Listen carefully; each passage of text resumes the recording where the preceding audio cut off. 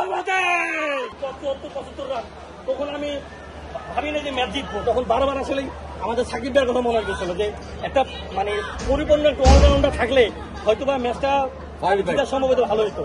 তারপরে দেখি যে আল্লাহর রহমতে আসলে মানে উইকেটের উইকেট সবকিছু মিলে ভাই অনেক আনন্দ ভাই, অনেক আনন্দ।